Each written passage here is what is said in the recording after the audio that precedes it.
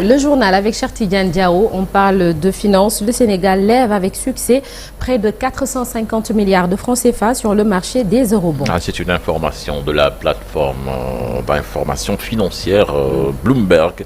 Le Sénégal effectue ainsi un retour sur le marché des eurobonds. La dernière levée remonte au 2 juin 2021.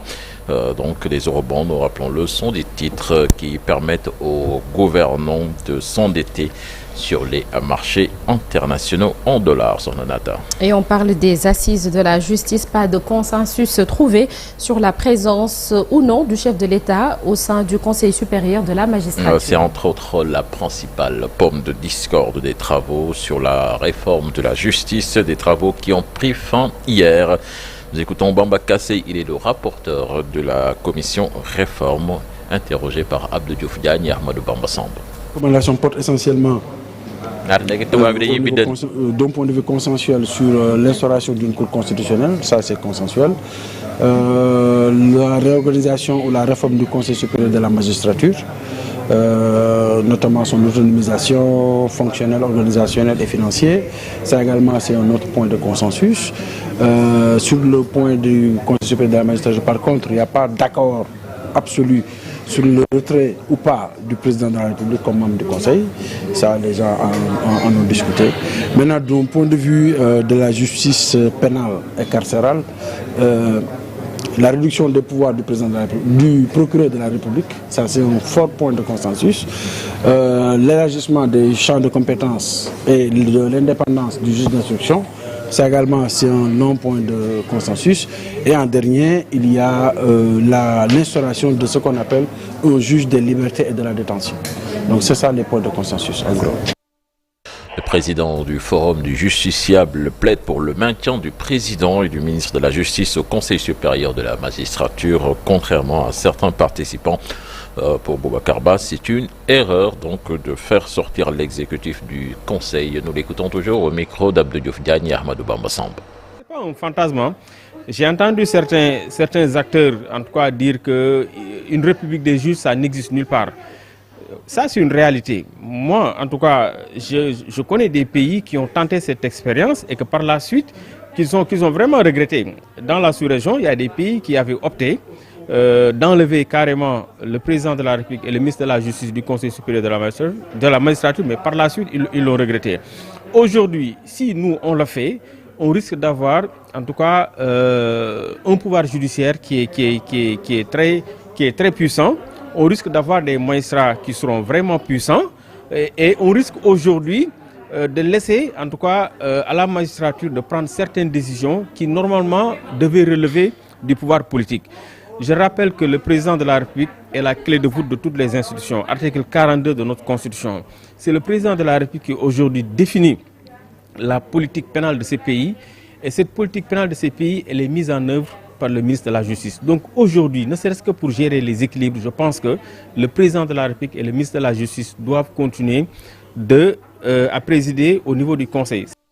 Autre aspect de l'actualité avec le directeur des douanes, Mbaye Ndiaye, qui alerte sur les récurrences des trafics de drogue dans les frontières. Selon lui, les criminels veulent faire du Sénégal une plateforme tournante du trafic de stupéfiants, chose que les forces de l'ordre et de défense n'accepteront pas. Selon lui, la douane veille au grain pour contrecarrer ces trafics illicites. C'est des propos tenus lors du 20e anniversaire de Obus Gaindé 2021. Je vous propose de l'écouter avec Habib Faye. Moi, je le dis, lorsqu'on regarde la récurrence de ces saisies, cela démontre en tout cas la volonté des criminels de faire de notre pays une plateforme du trafic ou en tout cas du crime organisé. Mais comme vous le savez aussi, la douane, en relation avec toutes les forces de défense et de sécurité, veille au grain, joue le rôle de vigie, essaie de contrecarrer en tout cas tous ces trafics qui ont des effets pernicieux, non seulement sur le bien-être de la population, mais qui peuvent affecter le bon fonctionnement de l'économie nationale.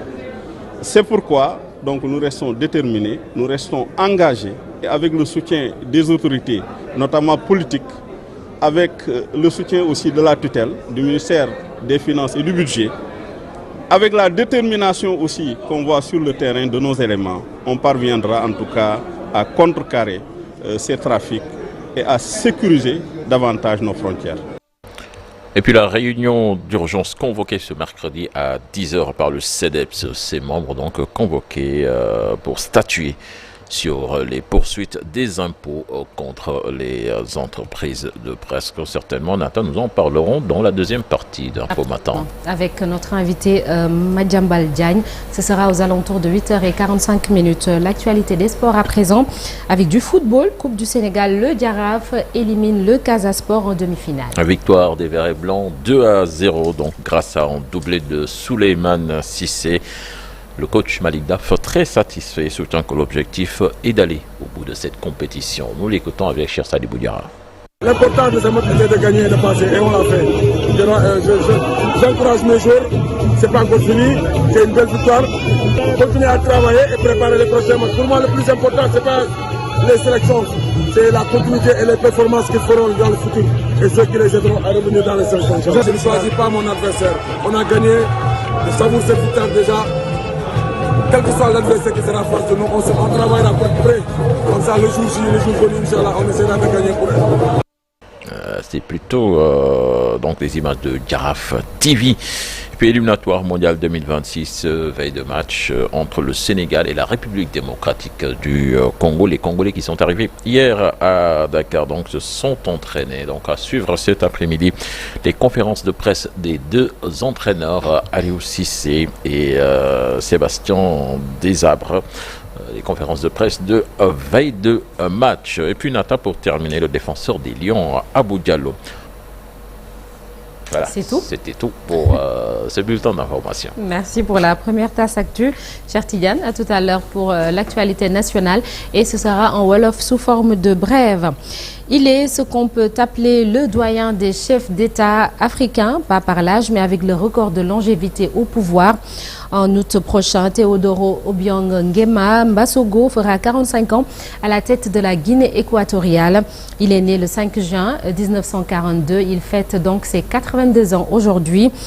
Pour que vous ayez une petite idée, quand Théodore Nguema était au pouvoir, notre président Bassirou Diomaye Faye n'était même pas encore né. Alors je vous laisse le temps d'y réfléchir et on revient sur ce sujet dans Un jour au Sénégal, un jour dans le monde. Et nous pourrons également suivre dans la première partie la rubrique de quoi est-il le nom. Nous restons à Dakar pour l'histoire et la géographie d'un quartier à Fass. Et notre guide du jour, Yaïkou Mandiaï, la revue de presse à suivre également. Et la météo, c'est l'affaire de Oumé Sambou. Tout de suite, l'actualité internationale.